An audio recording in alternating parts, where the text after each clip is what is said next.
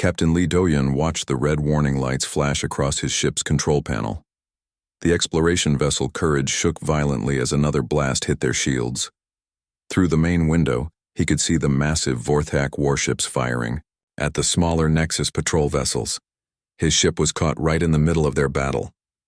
"Captain, our engines are failing," shouted engineer Kim Woo-jin from his station. The young man's face was covered in sweat as he worked frantically on his controls. "The blast damaged our main power core. We're losing life support." Dr. Park Mina looked up from her medical station. "How long do we have?" "Maybe 6 hours before the air runs out," Woo-jin replied. His voice was shaking. "I can't fix this. We need a space station or another ship to help us." Do-hyun pressed the emergency communication button. "This is Captain Lee Do-hyun of the human vessel Courage. We are in critical condition and need immediate assistance. Our location is Grid 77 Alpha in the Cathara system." They waited. The communication system crackled with static, but no one answered. The Vorthak and Nexus ships were too busy fighting each other to care about one small human ship. In the galaxy, humans were not important. They were new to space travel and had only a few dozen colonies. The big alien empires barely noticed them. "Send the message again," Do-hyun ordered. "Captain," said Dr. Park Mina quietly, "maybe we should prepare the escape pods." Do-hyun shook his head. "The pods don't have enough range to reach human space. We're too far from home." He looked at his crew of 12 people. They were all young, all brave, and all about to die in empty space because 2 alien empires didn't care about humans. Hours passed. The air was getting thin. Some crew members were already feeling dizzy. Woo-jin had done everything he could, but the engines were completely dead. The Courage was drifting helplessly through space. "Captain, I'm getting something on the sensors," called out Navigator Yoon Jinwoo. "There's a ship approaching. It's strange." On the main screen, they saw a vessel unlike anything they had seen before. It looked like it was grown rather than built. The hull curved like tree branches, and it seemed to pulse with soft green light. It was beautiful and alive. "They're trying to communicate," said Communications Officer Song Nara, "but it's not any language in our database."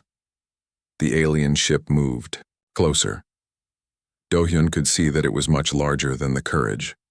Strange, flowing symbols appeared on their communication screen. "Try the universal translator," Do-hyun said. After a few moments, words appeared on the screen. "Human vessel, we are Cathara. We see you are in danger.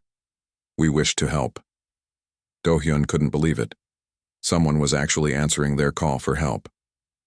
"This is Captain Do-hyun. Yes, we need help badly. Our engines are dead and our life support is failing. We understand. We will bring you to safety. Please prepare your crew for transport." Dr. Park Mina grabbed Do-hyun's arm. "Captain, we don't know anything about these aliens. What if it's a trap?" Do-hyun looked around at his dying crew. "We don't have a choice." The Cathara ship moved even closer. Strange energy beams connected the 2 vessels, and suddenly the Courage was being pulled gently toward the alien ship. A docking port opened in the Cathara vessel's side, and it looked like the inside of a flower. "All crew, prepare for evacuation," Do-hyun announced. "Take only essential items." As they moved through the docking tube, the humans were amazed. The walls were alive, pulsing with soft light. The air smelled like fresh flowers and growing plants. It was completely different from their metal and plastic ship. A group of aliens met them inside. The Cathara were tall and thin, with skin like tree bark and eyes like glowing gems. They moved gracefully, and their voices sounded like wind through leaves. The leader stepped forward. "I am Elder Thornweaver. Welcome aboard our vessel, the Growing Light. You are safe now." "I'm Captain Do-hyun. Thank you for saving us. We owe you our lives." Elder Thornweaver tilted his head. "All life is precious. We could not let you die when we had the power to save you." As the crew was led deeper into the ship, Dr. Park Mina stumbled. The stress and thin air had made her weak. She fell down, hitting her head hard on the living wall. Blood started flowing from a deep cut. "Mina!" Do-hyun knelt beside her. She was unconscious and bleeding badly. Elder Thornweaver immediately called for help. Several Kithera rushed over with strange, glowing tools. We must take her to our healing chamber immediately. Her injury is severe.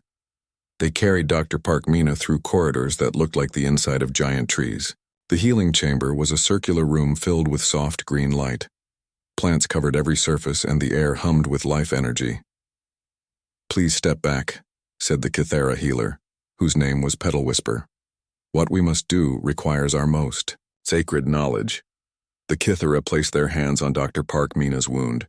Their fingers began to glow, and slowly, amazingly, the cut started to heal. New skin grew over the injury. Even her hair grew back where it had been torn away. "How is this possible?" whispered Engineer Wu Jin. "We share the life force of growing things," explained Elder Thornweaver. "This ability is our greatest secret. We have never shown it to outsiders before." "Why are you showing us?" asked Doyun. "Because you are dying and we cannot let that happen. Life is more important than secrets." Dr. Parkmina opened her eyes. She touched her head where the wound had been. There was no scar, no pain. "I feel perfect, better than before." The Kithera had saved them all. They gave the humans food, water, and a place to rest. Their ship was like a floating garden, peaceful and beautiful. But Doyun noticed that the alien seemed worried about something. "Elder Thornweaver, is something wrong?" he asked. The alien leader's bark-like skin seemed to darken. "When we rescued, you Vorthak scout ships saw us. They know we are here now. This is very bad for my people." "Why? What will happen?" "The Vorthak are the strongest military force in this part of the galaxy. They believe only strong species deserve to survive. They think we are weak because we do not fight wars or conquer other worlds. For many years we have hidden from them." "But you just saved 12 human lives. That doesn't sound weak to me." Elder Thornweaver's glowing eyes dimmed. "The Vorthak will not see it that way. They will see it as interference. They will want to punish us." Over the next few days, the humans stayed with the Kithera. They learned that the plant-like aliens were incredibly advanced, but they used their technology for growing and healing, instead of fighting. Their ships were living beings. Their cities were vast gardens. They had no weapons, no armies, no desire to hurt anyone. The Kithara took the humans to one of their hidden worlds. It was the most beautiful place any of the UA humans had ever seen. Huge trees reached into the sky, their branches holding buildings and homes. Rivers flowed through the air, held up by gravity control. Everything was green and alive and peaceful. "We have lived this way for thousands of years," explained Elder Thornweaver as they walked through a floating garden. "We grow, we learn, we help each other. We thought if we stayed hidden and bothered no one, we would be safe." "You should be safe," said Dr. Parkmina. "You're not hurting anyone. But we helped you, and the Vorthak saw us do it." 3 days later, the Vorthak came. Admiral Scarix's battle fleet appeared in the Kithara system like a dark cloud. Hundreds of warships, each one designed for destruction. The Vorthak were large, aggressive aliens who believed that might made right. They had conquered dozens of worlds and enslaved weaker species. The Admiral's message was broadcast to every Kithara settlement. "Plant creatures, you have interfered with galactic order by helping inferior humans. Your species will be relocated to serve the Empire. Any resistance will be met with complete destruction." The humans watched in horror as Vorthak ships began bombing Kithara cities. The beautiful tree buildings burned. The floating gardens crashed to the ground. Millions of peaceful aliens ran for their lives. "We have to do something," shouted Engineer Wu Jin. "What can we do?" Do-hyun replied sadly. "We're 12 people with no ship and no weapons. The Vorthak have hundreds of warships." Dr. Parkmina touched the place where her wound had been healed. "They saved us when no one else would. They shared their greatest secrets to keep us alive. Now they're dying because they helped humans." Elder Thornweaver found them hiding in an underground shelter. "We are evacuating to the deep caves. You must come with us for your own safety." "What about your people in the other cities?" asked Do-hyun. "Many will die. The Vorthak are thorough in their destruction, but some will survive in hiding and perhaps someday we can rebuild." "This is wrong," said Dr. Parkmina.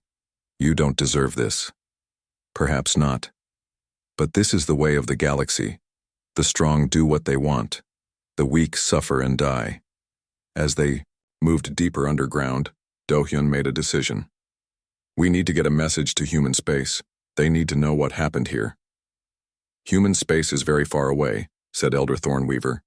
And even if they received your message, what could they do? Humans are not a major power in the galaxy. Maybe not, Do-hyun replied. But we don't abandon our friends. In the deep caves, surrounded by dying Kithara and the sound of distant explosions, Do-hyun began recording his message. He told the story of their rescue, of the Kithara's sacrifice, of the healing that had saved Dr. Park Mina's life. He told of a peaceful species being destroyed simply for showing kindness to humans. They saved. 3 weeks after the Courage went missing, Navigator Yoon Jin-woo's emergency beacon finally reached human space. The small communication drone had traveled through 7 star systems, dodging Vorthak patrols and alien pirates, carrying Captain Do-hyun's message. Admiral Choi Ji-hoon was reviewing supply reports on the human naval base at New Seoul when the message arrived. He was a tall, serious man who had spent 30 years building humanity's small but proud space fleet. When he heard Do-hyun's words, he stopped everything. Play it again, he ordered his aide. The recording filled his office. Do-hyun's voice was tired but clear. They saved us when no one else would. Now they're dying because they helped humans. Admiral Choi immediately sent the message to Earth, to all the human colonies, to every human ship in space. Within hours, the story of the Kithara rescue was spreading through human space like wildfire. On Earth, President Yoon Sun-hee called an emergency meeting. Her advisors filled the conference room in the capital city of New Geneva. These were smart, experienced people who had guided humanity through its first steps into the galaxy. What do we know about these Kithara? The president asked. Ambassador Kang Hyun-sik checked his files. Very little. They're listed as a minor species in the outer systems. No military forces, no major trade relationships.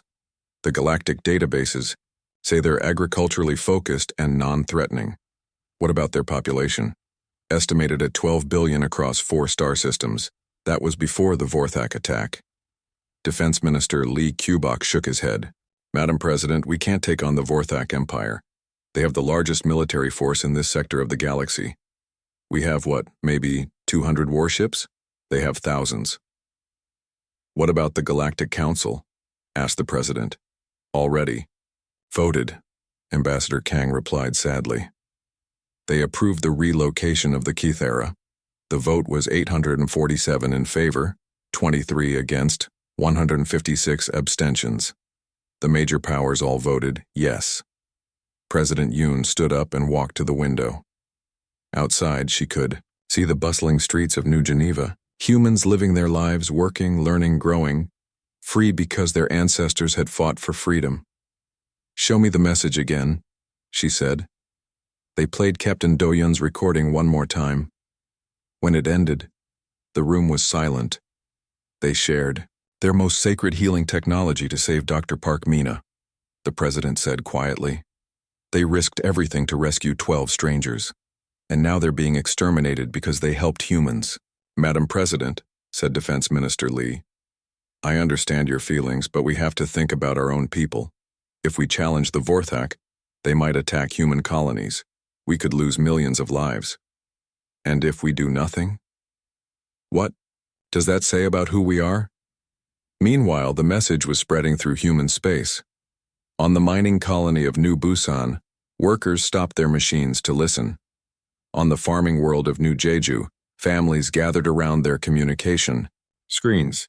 On space stations and starships and universities and factories, humans heard the story of the Kithara. Dr. Kim So-young was a biochemist on the research station orbiting New Daegu. When she heard about the Kithara healing technology, she immediately understood what it meant. This could change everything, she told her research team. If we could understand how they regenerate tissue, we could cure diseases that have plagued humanity for centuries. But they're all going to die, said her assistant.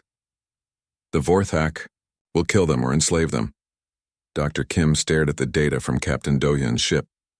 Dr. Park Mina's medical scans showed complete cellular regeneration. No scars, no damage, perfect healing. The Kithara had not just saved her life, they had made her better than before. "We have to do something," Dr. Kim said.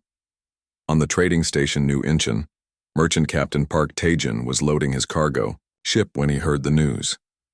He was a practical man who had spent 20 years moving goods between human colonies.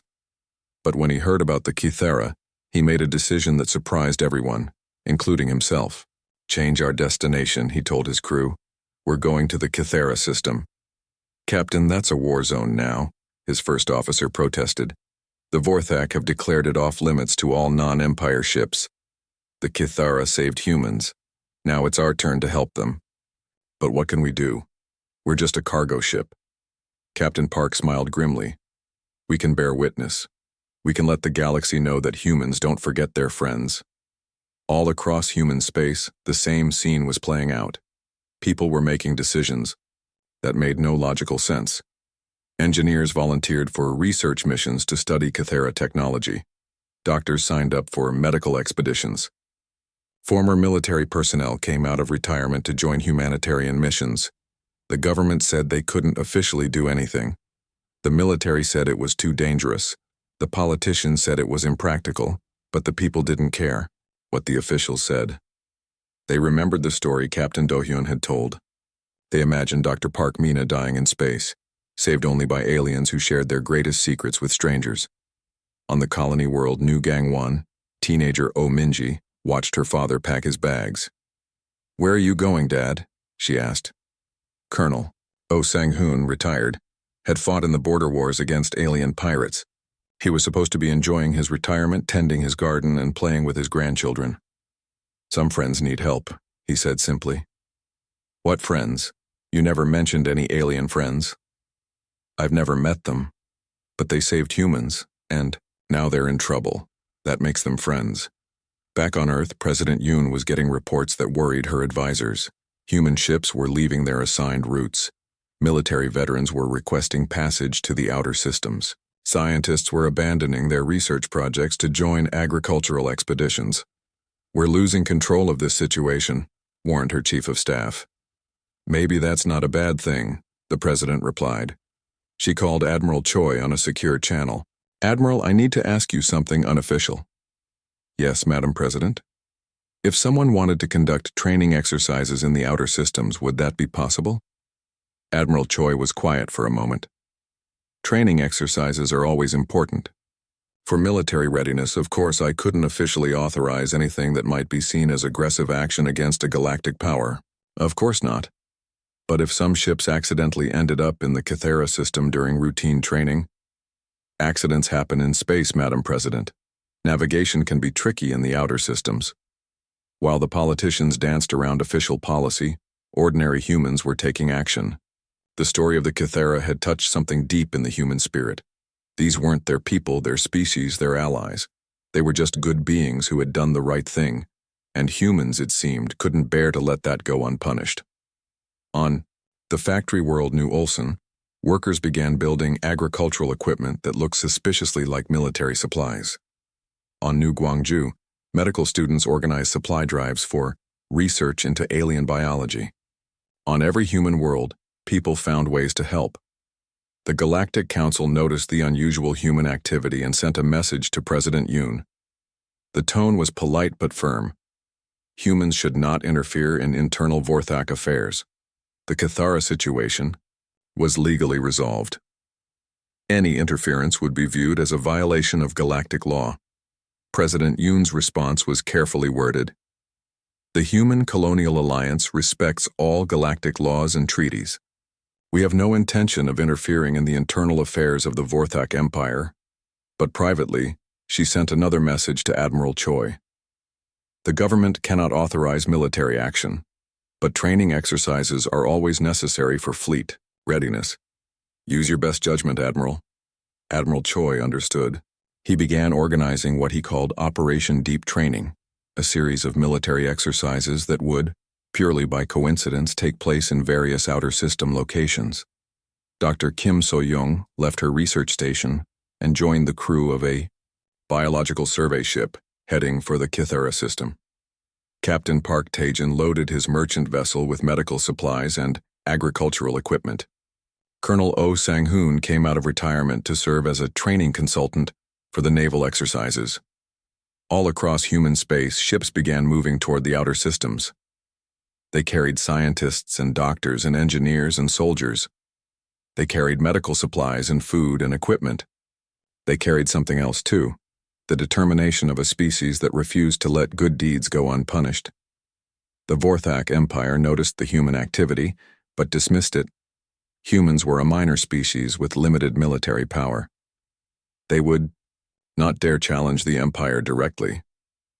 The conquest of the Kythera worlds was proceeding smoothly. Soon the plant-like aliens would be completely under Vorthak control. But in the deep caves where the survivors hid, Elder Thornweaver received an encrypted message from Captain Do-yun's communication equipment. It was from Admiral Choi Ji-hoon of the Human Colonial Alliance. Elder Thornweaver, we received Captain Do-yun's message. We are coming. Hold on. Help is on the way. The Kythera leader shared the message with his people. Many didn't believe it. Humans were so far away, so weak compared to the Vorthak. What could they possibly do? But Captain Do-yun smiled. You saved us when no one else would. Now it's our turn. High above, Vorthak Admiral Scarix was receiving reports of human ship movements. His intelligence officers couldn't understand why humans were suddenly. 2 months after the Vorthak attack began, the human relief convoy arrived in the Kythera system. What they found broke their hearts. Admiral Choi Ji-hoon stood on the bridge of his flagship, the New Soul, and watched the destruction through the main view screen. Entire continents had been strip-mined. Beautiful forest cities were nothing but smoking craters. The Vorthak had turned 4 peaceful worlds into industrial wastelands. My God, whispered Commander Jang Bora, the leader of human special forces. They destroyed everything. Captain Han Soo-young, commander of the battleship Defiance, checked her sensor readings. Admiral, I'm detecting massive Kythera population centers on the outer moons, but the life signs are weak. Dr. Shin Eunji, the fleet's chief xenobotanist, studied the data. They've moved the survivors to barren moons without proper soil. The Kythera need specific minerals and organic compounds to survive. On those moons, they're slowly starving. The human fleet consisted of 37 ships. Not all were military vessels. There were cargo ships loaded with medical supplies, research vessels full of scientists, and even some civilian transports carrying volunteers. It wasn't much compared to the Vorthak fleet, but it was what humanity could send. Pilot Oh Tae-hyung was flying reconnaissance in his fighter when the ED Vorthak challenged them. His radio crackled with an alien voice speaking harsh, guttural words. This is Admiral Scarix of the Vorthak Empire. Human vessels, you are in violation of galactic law. This system is under Vorthak military control. You will leave immediately or face the consequences. Admiral Choi opened a channel to respond. This is Admiral Choi Ji-hoon of the Human Colonial Alliance. We are here on a humanitarian mission to provide aid to refugees. There are no refugees here, only relocated populations under Empire protection. Your presence is not required or welcome. Captain Do-yun, now serving as the human liaison with the Kythera, stood beside Admiral Choi. Tell him we're not leaving. Admiral Scarix, we have received reports of civilian populations in need of medical assistance. Under galactic humanitarian protocols, we have the right to provide aid. The Vorthak Admiral's laughter was like grinding metal. Humanitarian protocols do not apply to species under Empire administration. You have 1 hour to leave this system or we will consider your presence an act of war. Admiral Choi looked at his officers. Every face showed the same determination. They had come too far to turn back now. Admiral Scarix, we respectfully decline to leave. The Kythera people saved human lives. We will not abandon them in their time of need. The communication channel went silent. In the distance, the massive Vorthak warships began moving into attack formation, but the humans didn't prepare for a traditional space battle. Instead, they scattered throughout the system like seeds in the wind. Dr. Shin Eunji's research ship landed on the largest Kythera refugee moon. Commander Zhang Bora led Special Forces teams to establish what she called agricultural research stations in abandoned mining tunnels. Pilot Oh Tai-hyung began flying mineral surveys that were really reconnaissance missions. On the refugee moon, Dr. Shin found thousands of dying Cathara packed into caves and underground shelters. Elder Thornweaver was there, but he looked nothing like the proud leader who had saved the human crew. His bark-like skin was gray and cracked. His glowing eyes were dim. "Captain Do-hyun," the elder whispered when he saw his human friend. "You came. I did not believe it was possible." "We told you we would come," Do-hyun replied. "Humans don't abandon their friends." Dr. Shin immediately began setting up medical equipment. "Elder Thornweaver, we need to understand your biological needs. What do your people require to survive? Specific soil minerals, organic compounds from our home plants, and the energy of growing things. Without these, we slowly fade away." Dr. Shin's eyes lit up. She had spent months studying Kithara biology from the data Captain Do-hyun's crew had provided. "What if we could synthesize what you need? What if we could create artificial soil with the right compounds? It has never been attempted. Then we'll be the first to try." Meanwhile, Commander Zhang Bora was turning the old mining tunnels into something the Vorthak had never seen before. Human military doctrine emphasized mobility and adaptation. Instead of building big, obvious bases, she created a network of hidden outposts connected by underground passages. "This is perfect," she told her team as they explored the tunnel system. "The Vorthak built these mines themselves. They know every tunnel, every passage. But they don't know how humans fight." She split her forces into small teams and gave each one a specific mission. Some teams focused on gathering intelligence about Vorthak movements. Others worked on establishing communication networks.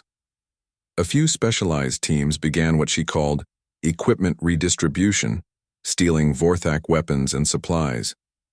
The Vorthak, expecting the humans to either flee or fight a conventional space battle, were confused by the scattered human response.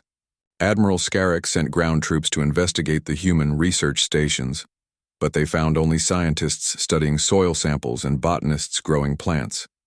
"They appear to be conducting genuine agricultural research," reported Vorthak Colonel Grax. "No military equipment detected." What the Vorthak didn't realize was that the human agricultural equipment was dual purpose. Dr. Shin's soil synthesizers could also create explosive compounds. The botanists' growth chambers could hide weapons. The research labs could manufacture communications equipment. Pilot Oh Tai-hyung discovered this when he landed his fighter at one of the research stations for refueling. "Dr. Shin, why does your plant food smell like rocket fuel?" "Because it is rocket fuel," she replied with a smile. "The Kithara need highly energetic organic compounds to survive. Lucky for us, those same compounds make excellent spacecraft propellant." The real breakthrough came when Dr. Shin successfully created synthetic soil that could support Kithara life. The first test was dramatic. Dying Kithara who touched the artificial soil immediately began to recover. Their gray skin turned green again. Their dim eyes began to glow. "It works," Dr. Shin announced. "We can save them.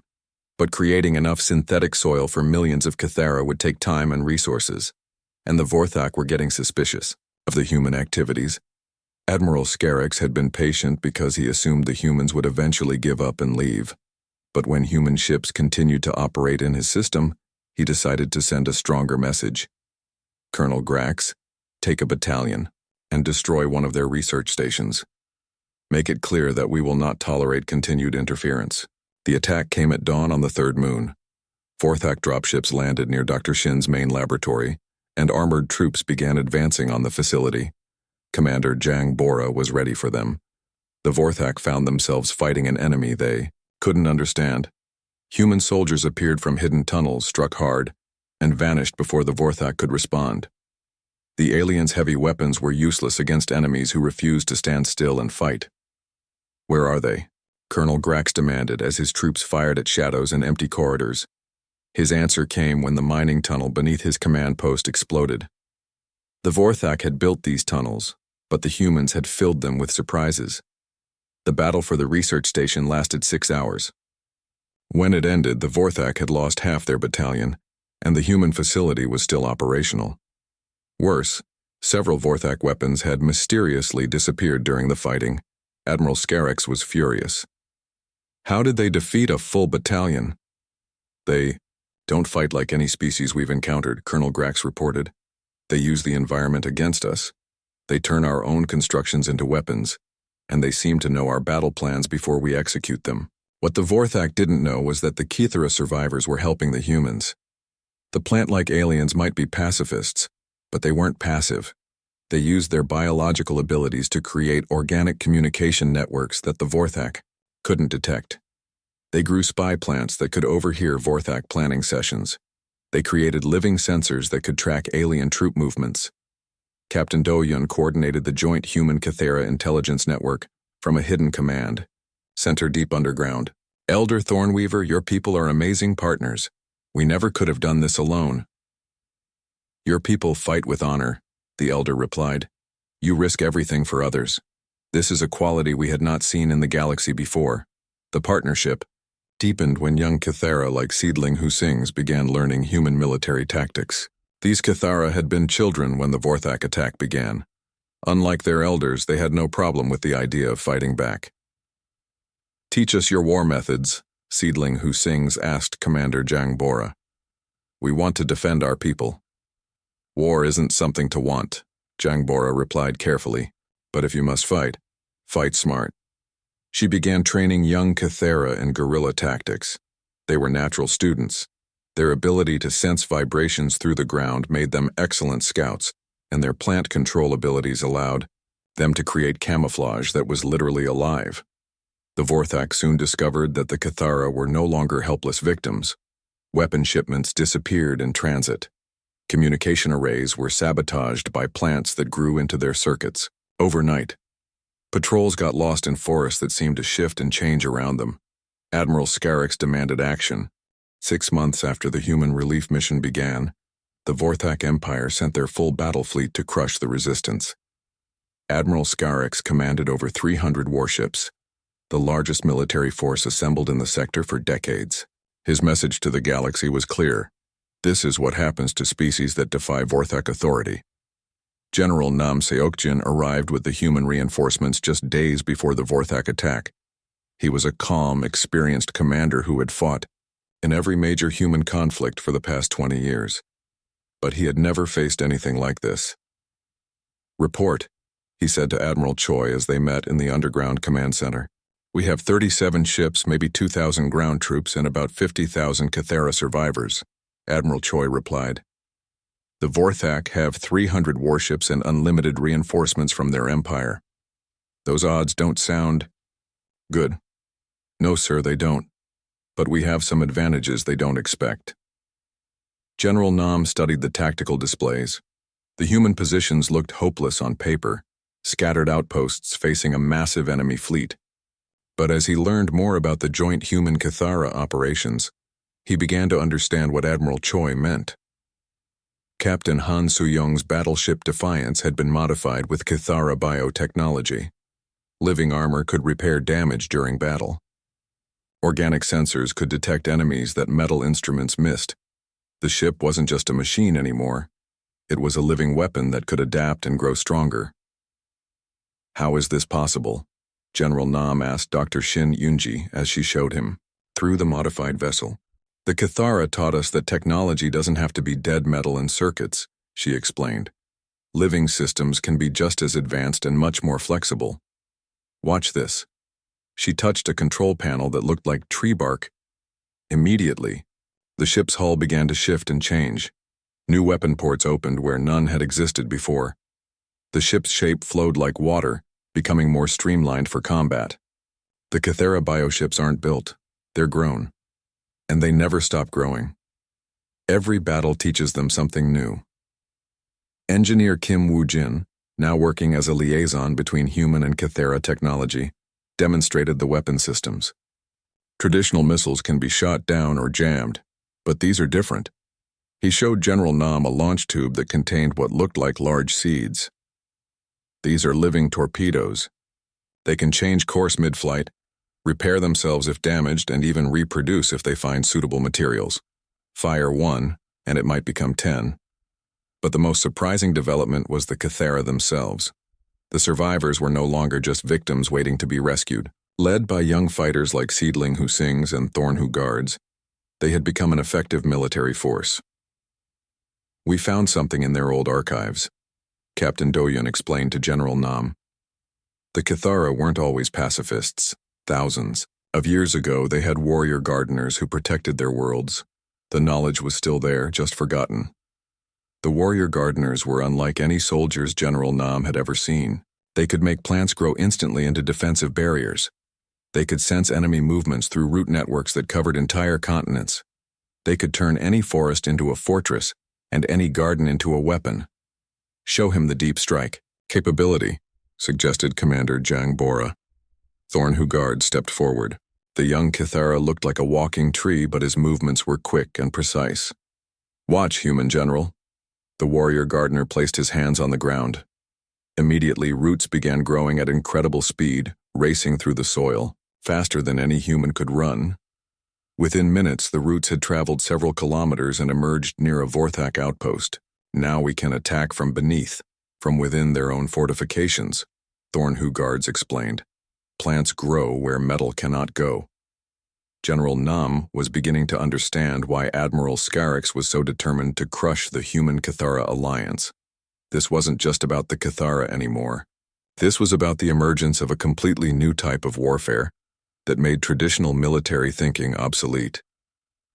The Vorthak attack began with orbital bombardment. Admiral Scarix expected to destroy the human positions quickly and force a surrender, but the bombs fell on empty bases and abandoned outposts. The real human Kythera forces were deep underground, protected by living armor that could absorb and redirect energy. Where are they? Admiral Scarix demanded as his sensors showed no major targets. The humans appear to have evacuated their positions, reported his tactical officer. We're detecting only small pockets of resistance. The Admiral ordered ground assault troops to secure the major installations. What they found instead was the most confusing battle of their military careers. The humans in Kythera didn't fight like any enemy the Vorthak had faced. They emerged from tunnels that hadn't existed the day before. They attacked from forests that seemed to move and change shape. They used weapons that were alive and could think for themselves. Pilot Oh Tai-hyung led the first wave of human fighters against the Vorthak fleet. His modified ship was half machine, half living organism. When Vorthak missiles damaged his wing, the biotechnology began repairing it immediately. When his weapons ran low, the ship's organic systems started growing new ammunition. "This is incredible," he radioed to his wingmates. "The ship is fixing itself while I fly it." The battle in space was unlike anything seen before. Human ships that should have been destroyed kept fighting, their living hulls regenerating damage faster than the Vorthak could inflict it.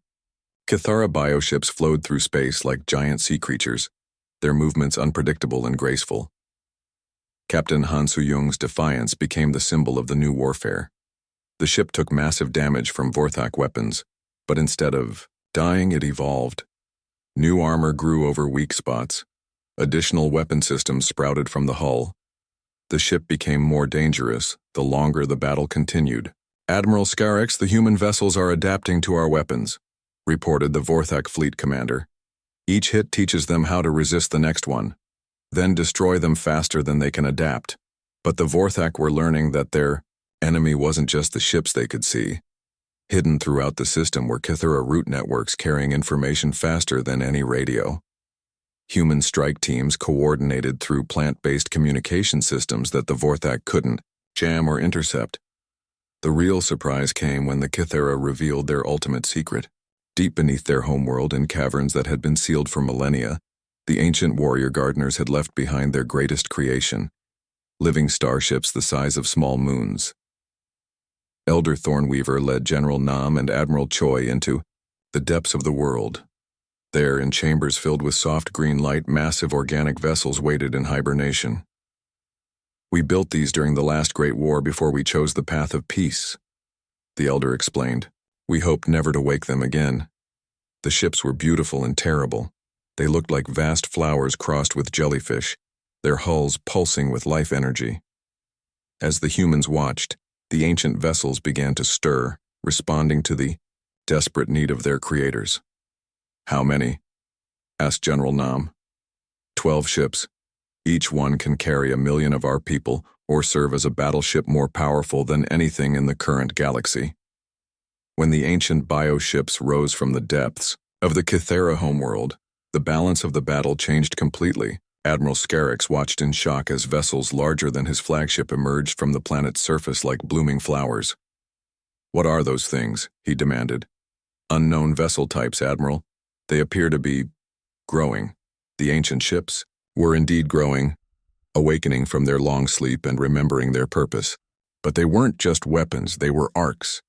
As they rose into space, they began collecting Kythera survivors from across the system, their vast holds serving as mobile gardens where the plant-like beings could flourish.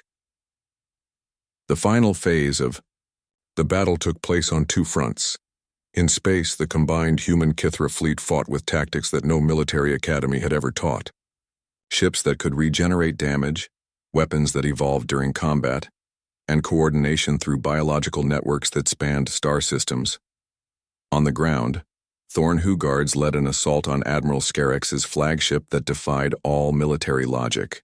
Using root networks, the warrior gardeners grew boarding plants directly onto the Vorthak ship's hull. The plants penetrated the vessel's defenses and carried Kythera and human soldiers directly into the ship's core. Commander Jangbora found herself fighting through corridors that were being transformed by growing plants even as the battle raged. "This is the strangest boarding action I've ever been part of," she radioed to her team. The plants weren't just providing transportation. They were actively helping in the fight. Vines wrapped around Vorthak weapons, thorn barriers blocked escape routes, living walls provided cover for advancing human soldiers. Admiral Scarix made his last stand on his flagship's bridge, surrounded by his most elite guards. But when Thorn-Hu guards and Commander Jangbora burst through doors that had been grown rather than opened, he knew the battle was over. "Surrender," Jangbora said simply. "Your fleet is defeated, your troops are being evacuated, and your ship is being consumed by plants that are smarter than your security systems." The Admiral looked around his bridge. Living vines had grown through every control panel. 1 year after the Battle of Two Worlds, the galaxy looked very different. The Human Kythera Alliance had become the most talked about development in galactic politics for centuries. What had started with 12 humans being rescued had grown into something that no one had expected. Ambassador Lee Garam stood before the Galactic Council, representing both humanity and the Kythera for the first time. She was young for such an important position, but she had earned respect during the war by serving as a communication bridge between the two species. "Honored delegates," she began, her voice carrying clearly through the Great Chamber. "We are here today to discuss the formation of the Free Species Compact." The council chamber buzzed with conversation. Representatives from hundreds of species whispered among themselves. This was unprecedented. 2 minor species challenging the established order of galactic civilization. Elder Root Speaker, the supreme leader of the Kythera, stood beside Ambassador Lee. His ancient bark-like skin glowed with soft green light, and his voice rustled like wind through leaves when he spoke. "For too long, this galaxy has operated on the principle that might makes right," he said. "Powerful empires dominate weaker species. The strong take what they want, and the weak suffer in silence. We propose a different way." In the audience, representatives from dozens of smaller species leaned forward with interest. The Malarian Unity, the Crystal Collective, the Wandering Tribes, all species that had lived under the shadow of the great powers for centuries. President Yoon Sun-hee watched the proceedings from Earth via quantum transmission. The past year had transformed her quiet academic leader into someone the galaxy now took seriously. Human space had expanded rapidly as other species sought alliance and protection. The Free Species Compact is based on a simple principle. Ambassador, Lee continued. We will defend any species that defends others. We will stand with any people who refuse to stand alone. We will share our technology, our knowledge, and our protection with those who share our values. The Nexus Federation representative stood up. This sounds like the formation of a new military alliance. The Council should consider whether such arrangements threaten galactic stability. Elder Root Speaker's eyes glowed brighter. We do not threaten stability. We offer it. For the first time in galactic history, smaller species will not have to face aggression alone. The proof of their words was already visible throughout the galaxy. In the past year, 17 different species had requested membership in the growing alliance. Each brought their own unique abilities and knowledge. The Malarians were master engineers who could build in zero gravity. The Crystal Collective had developed quantum communication networks.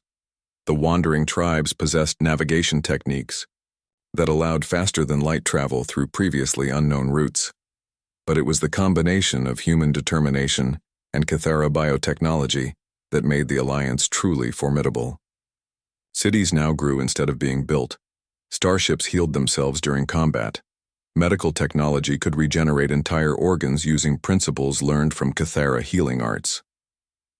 Dr. Park Mina, fully recovered and now serving as the Alliance's chief medical officer, had pioneered techniques that combined human medical knowledge with Kithra biological mastery. Diseases that had plagued species for millennia were now curable. Life expectancy across Alliance worlds had increased dramatically. The Alliance is not just military, Ambassador Lee explained to the Council. We share everything. When the Malarians faced a plague that was killing their children, we shared our medical advances freely. When human colonies were threatened by asteroid impacts, the Crystal Collective provided their gravitational manipulation technology. When Cathara worlds needed protection from pirates, the Wandering Tribes provided escort fleets. But not everyone in the galaxy was happy with these developments. The Ethereal Collective, masters of advanced technology, saw the Alliance as a threat to their position as the galaxy's primary innovators. The remnants of the Vorthak Empire, now under new leadership after the discovery of their artificial aggression, conditioning, struggled to find their place in a changing galaxy. Most concerning were the reports from Alliance intelligence networks. Someone had been manipulating galactic politics for centuries, using species like the Vorthak as weapons while remaining hidden in the shadows. The true enemy was still out there. Captain Do-hyun, now promoted to admiral and serving as military coordinator for the Alliance, briefed the Council on these discoveries. We have found evidence of systematic manipulation across dozens of star systems, he reported. Species artificially enhanced for aggression, like the Vorthak. Economic systems, designed to create dependency and conflict. Even some council voting patterns show signs of external influence. The revelation sent shockwaves through the chamber. The idea that someone had been secretly controlling galactic civilization was almost too enormous to comprehend. Who is responsible for this manipulation? Asked the Ethereal Collective representative. We don't know yet, Admiral Do-hyun admitted. But we're working to find out. The Alliance has dedicated significant resources to investigating these patterns. The investigation was led by a joint team including Dr. Shin Yoonji, who had become an expert in biomanipulation techniques, and Thornhu Guards, whose warrior gardener abilities allowed him to track biological signatures across vast distances. Whoever is doing this has technology beyond anything we've seen, Dr. Shin reported to the Alliance leadership. They can alter brain chemistry across entire species. They can influence economic systems on a galactic scale. They've been operating for thousands of years.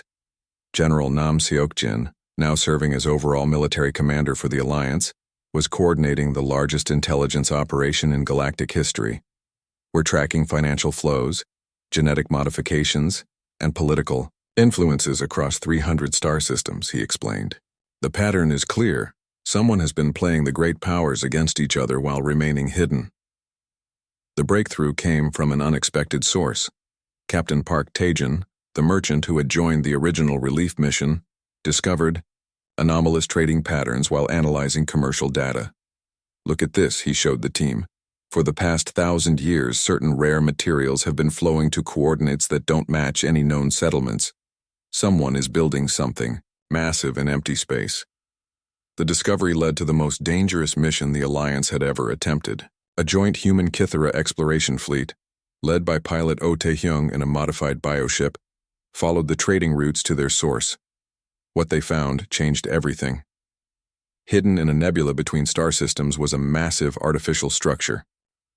A space station the size of a small moon, built with technology that was clearly more advanced than anything in the current galaxy. "This has been here for millennia," Oh Tae-hyung reported back. "It's completely automated, running itself with artificial intelligence systems, and it's been sending out control signals to every major power in the galaxy." The station was the ultimate puppet master, using advanced psychology and biotechnology to influence entire civilizations. It had created the Vorthak aggression conditioning. It had engineered economic crises that led to wars. It had even influenced some Galactic Council decisions. But why? Who had built it and what was its purpose? The answer came when Alliance scientists finally cracked the station's communication protocols.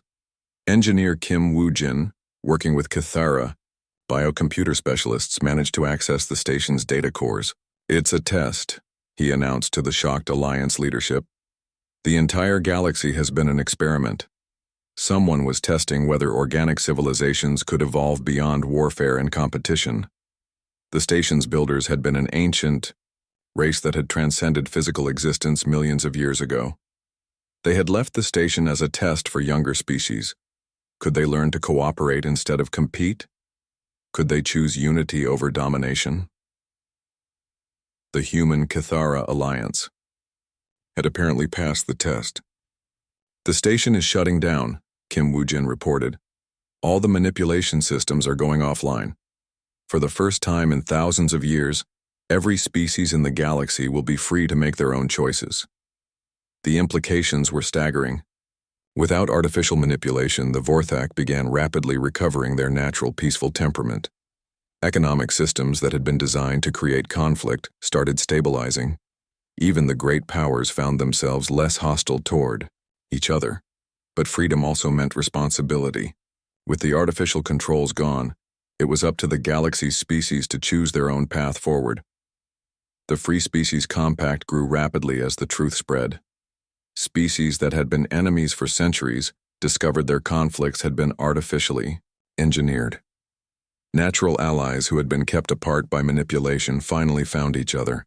Ambassador Lee Garam delivered the Compact's charter to the reformed Galactic Council.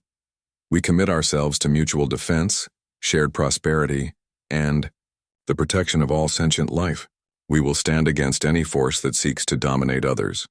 We will share our knowledge and resources freely. We will judge species not by their power, but by their willingness to help those in need."